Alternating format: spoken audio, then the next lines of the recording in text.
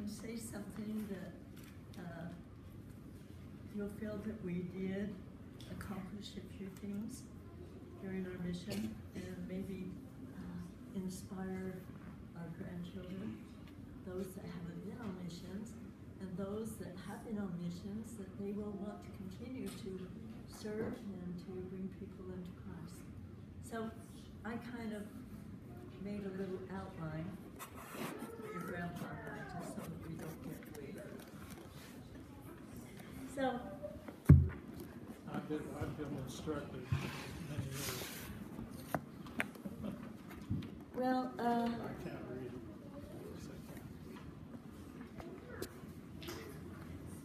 first of all, I think you've all heard our story.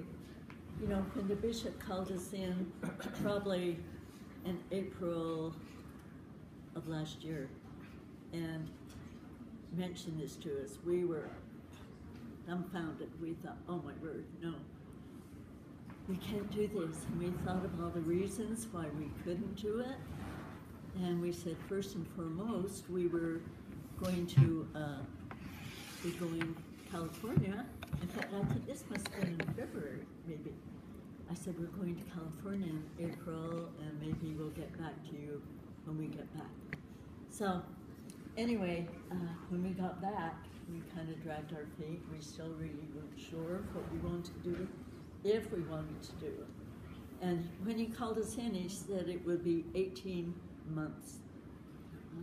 It's a long time. And so I can't remember whether, I think you finally said, Bishop, we probably need to come visit with you. So we went in and visited with him, and he said, well, how about a year instead of 18 months? I said, oh, okay, we can do that. So we accepted the call, and we really still weren't quite sure what MLS missionaries were or what they did. And so they started, you know, sending us things, and when we were supposed to go to the MTC, and I can't remember the mix-up, how that happened, but we had a wrong date. We had something else going. You remember? Flaming Gorge and Bonnie was coming into town. Okay. Yeah, I think, and poor Bonnie and Brett, I think was so much on our mind. Till Bonnie and Brett got here, they weren't even sure. They thought, you're going on a mission? Yeah, we didn't even know about it. Yeah, I told Bonnie, I'm like, well, they're supposed to be in the MTC, and Bonnie's like, what? I'm like, oh, they have a mission call. So anyway, before I think Bonnie and Brett went back, I think they were all here, and I think we received a blessing, and that was just so special.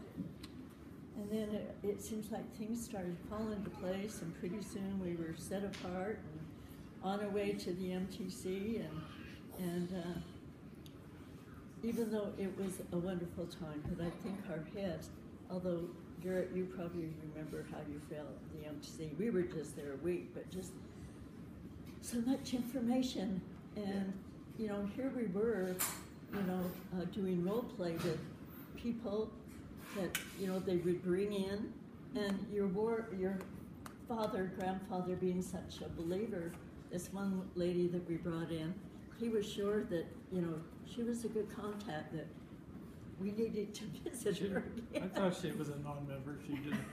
She did the role playing really well. I mean, it was really, she was good. Yeah, we need to get back with her. So anyway, but that was the challenge. I mean, people, you know, all this information coming in, and we had to be there. We drove back and forth, and so we had to be there every morning at 8 o'clock. And then, as usual, one of my hearing aids went out, was completely broken, and so while we were there during our lunch hour, we had to go to town and have someone fix my hearing aid, just, you know. And then we get home, and we were supposed to read, I meant to bring that, 2 chapters and preach my gospel every night. I thought, oh my word, you know, and there were long chapters. So they're not like 2 or 3 pages. You will. I said, 15 pages we need to read. So, I mean, it was a challenge, but it was wonderful. And I think, especially that last day, I think we just really felt the spirit and felt that, yes, we can do that. It was really intense training for somebody my age. I'm not a young fella anymore. And that's probably, by the time we got home, I was worn out. Not ready to read Besides the 50 more driving, pages. but anyway, that, like she mentioned, the last day, they were full days. They didn't spare any time, so it was pretty intense training. Anyway, it was good training. And by the way, while we were there, one of the elders that were one of the teachers always had these little funny things to say. If you know the answer to this, don't give it to us. You know who the first prophet was that entered the MTC? Any guesses? What was the question? First prophet entered MTC. Oh, Moses. Yeah. No, there was a joke about it, but I can't remember the joke. It's Moses. Yeah, as Anna said. When he, Why? when he opened the waters of the Red Sea for the Israelites, he entered the MTC. Part of the waters. Anyway, here's a picture of our group at the MTC. I just, you know, every time we had a mission conference or a zone conference, they'd have us all stand up and take pictures. But I didn't they finish, said I they didn't sent it to finish us. this. Okay, go. She used to do this to me all the time. Sometimes I have a hard time getting the word in.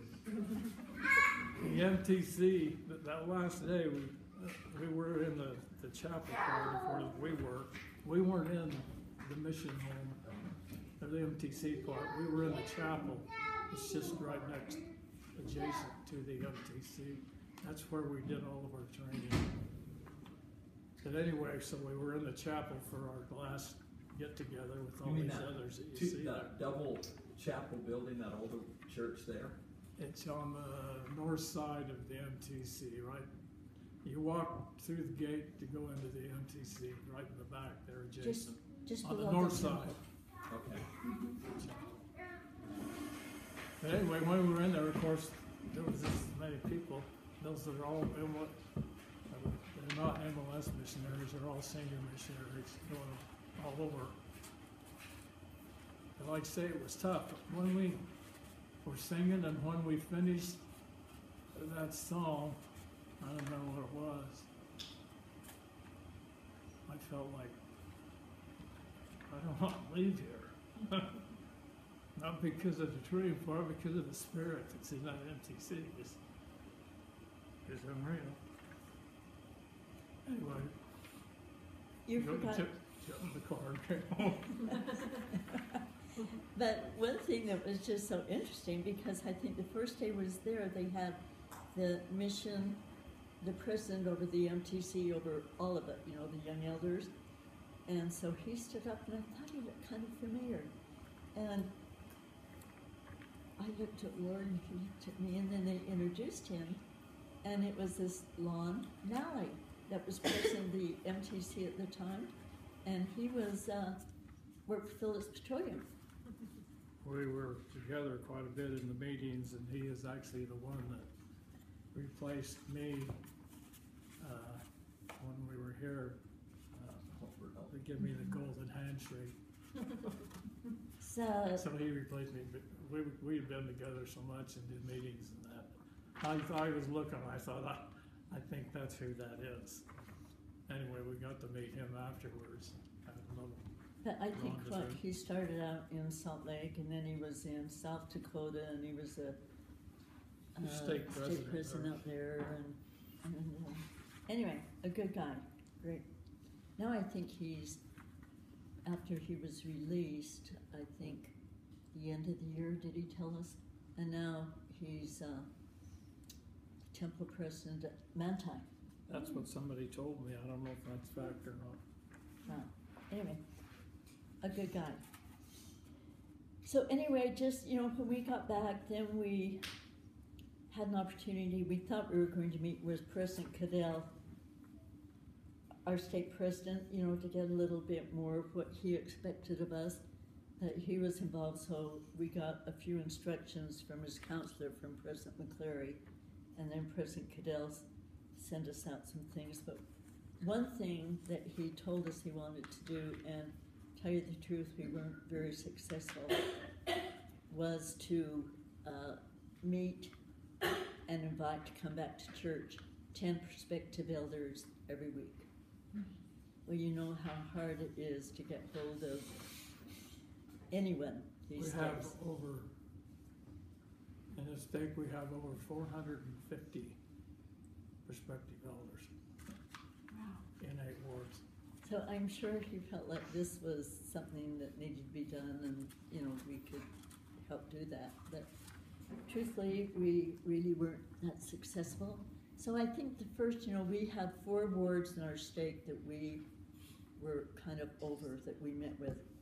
And so I think at first, just to catch people that were at home, we spent most of our time looking for those people. We were given lists of, you know, each ward, the members and the prospective elders and those part members and everything. New move-ins.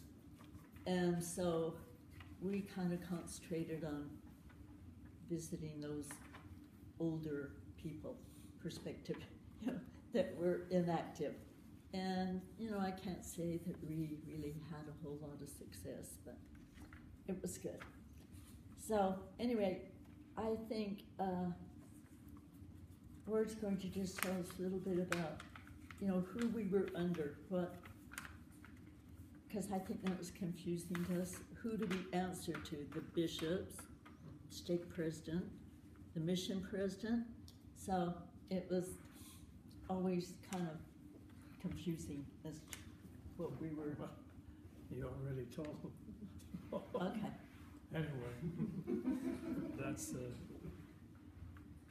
we served under the direction of President Chambers, the mission president, and our state president Cadell, and the bishops of the 4 wards that we worked with.